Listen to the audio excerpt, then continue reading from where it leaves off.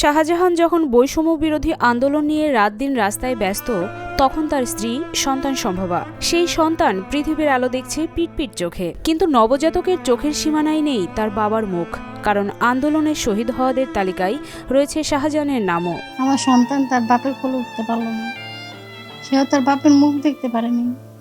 তার খুব শখ ছিল একটা বাচ্চা 4 মাসের সময় পরীক্ষা করে তার নাম রেখে গেছে ওমর ফারুক। 4 মাসের গর্ভবতী স্ত্রীকে ঘরে রেখে 16 জুলাই ছাত্র জনতা আন্দোলনে যান শাহজাহান। রাজধানীর সায়েন্স ল্যাব এলাকায় পুলিশের গুলিতে শহীদ হন তিনি। দরিদ্র ফাতেমা বেগম স্বামীর অনুপস্থিতিতে নানা দুঃখ কষ্ট পাড়ি দিয়ে প্রিয় সন্তানকে পৃথিবীর আলো দেখান।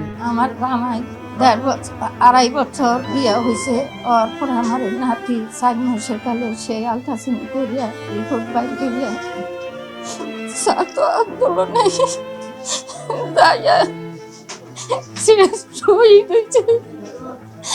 বাবা কইয়া নাতি দুনিয়ার সাধনা নিতে না।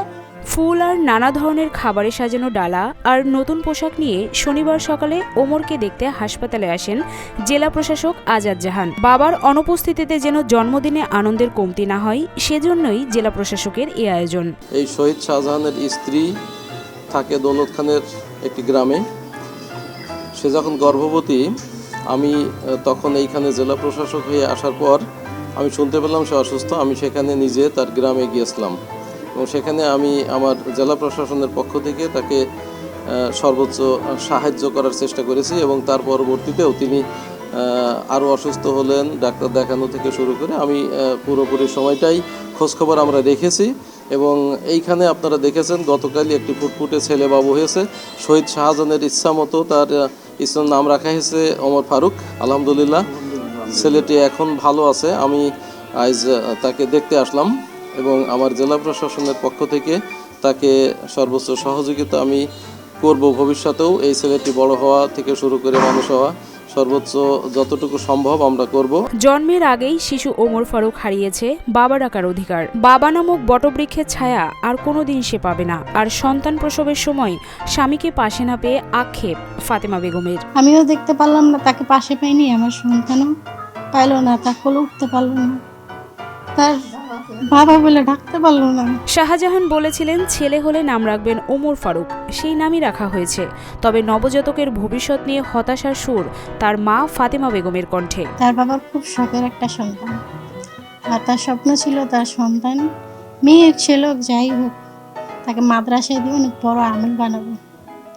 তবে আমি সরকারের কাছে আবদার একটাই, যে ও যাতে আমিল হওয়ার জন্য যেতটুকু যা লাগে সরকার যাতে ওকে ওর পাশে থেকে ওকে আমিল বানিয়ে দেয়, ওর বাবার স্বপ্ন পূরণ করে দিতে পারে। মেঘনার ভাঙনে সর্বস্ব হারিয়ে সপরিবারে ঢাকায় আসেন ভোলার দৌলত খানের হাজিপুরের শাহজাহান। কামরাঙ্গীর চরের চান মসজিদ এলাকায় ভাড়া বাসায় থাকতেন। ফুটপাতের ব্যবসায় চলত তার পরিবার।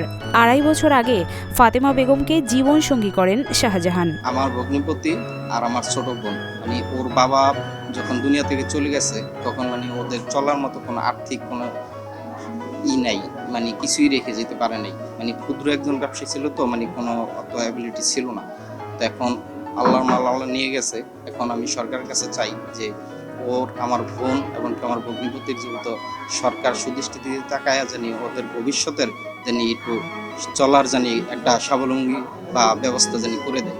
শহীদ শাহজাহানের পরিবারের সচ্ছলতার জন্য সরকারের কাছে সহায়তার দাবি জানিয়েছেন বৈষম্য বিরোধী ছাত্র আন্দোলনের সমন্বয়করা। শহীদ শাহজাহানের স্ত্রী সন্তানের পুনর্বাসনে সরকারের পাশাপাশি বৈষম্য বিরোধী ছাত্ররাও এগিয়ে আসবেন বলে জানায় সমন্বয়ক রাহিম ইসলাম ও কামরুন নাহার অ্যানি। আজকের দিনে সর্ব আমাদের যে শহীদ ভাইদেরকে স্মরণ করছি, পাশাপাশি আমাদের যে সহযোদ্ধা শাহজাহান ভাই মারা গিয়েছেন, আজকে তার সন্তান হয়েছে, তার সন্তানের এই পৃথিবীতে আগমন উপলক্ষে আমরা সবাই আনন্দিত। এখন তার যে সন্তান রয়েছে তার অভিভাবক নেই, এই কথাটি আসলে আমরা মানতে নারাজ, কারণ আমরা সবাই তার অভিভাবক হিসেবে এখানে আমরা এসেছি। আমরা ওমর ফারুককে দেখতে এসেছি এবং তার ভবিষ্যৎ মঙ্গল কামনায় আমরা দোয়া নিয়ে এসেছি এবং আমরা আসি, তার অভিভাবক আমরা আসি, আমরা যতদিন থাকবো এই বাচ্চার দেখাশোনার দায়িত্ব আমরা নিব। শহীদ শাহজাহানকে ঢাকা আজিমপুর গোরস্থানে দাফন করা হয়। স্বামীর মৃত্যুর পর ফাতেমা দৌলত খানের ছোটধলি গ্রামের দরিদ্র বাবার বাড়িতে আশ্রয় নেন। পরিবারটির পাশে বিত্তবানরা এগিয়ে আসবে এমনটাই প্রত্যাশা স্থানীয়দের।